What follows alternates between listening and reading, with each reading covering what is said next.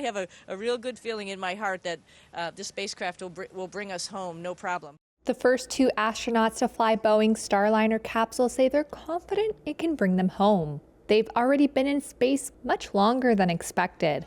Barry Butch-Wilmore and Sunita Sunny Williams had their first news conference since docking to the International Space Station more than a month ago. Absolutely confident. I feel confident that if there was a problem with the International Space Station, we can get in our spacecraft and we can undock, talk to our team, and figure out the best way to come home.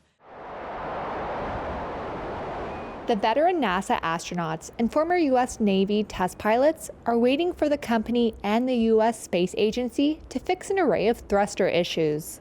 They were launched aboard Starliner on June 5th from Florida and docked the next day at the ISS. They were supposed to spend about 8 days there. Now, their mission has been extended indefinitely due to a series of issues with Starliner's propulsion system.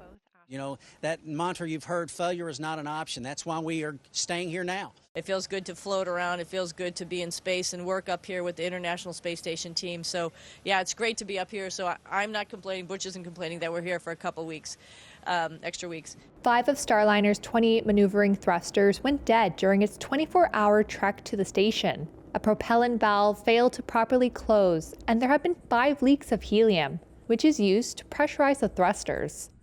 The current test mission is Boeing's final step before the spacecraft can clinch NASA's certification for routine astronaut flights. That would make it the second U.S. orbital capsule alongside SpaceX's Crew Dragon. A NASA chief has said extra testing could last at least a couple of weeks before Starliner gets the green light to bring the astronauts back to Earth. NASA and Boeing have said it is capable of getting them home in the event of an emergency on the ISS. But the capsule is not approved to fly home under normal, non-emergency circumstances until its thruster issues are resolved, or at least better understood.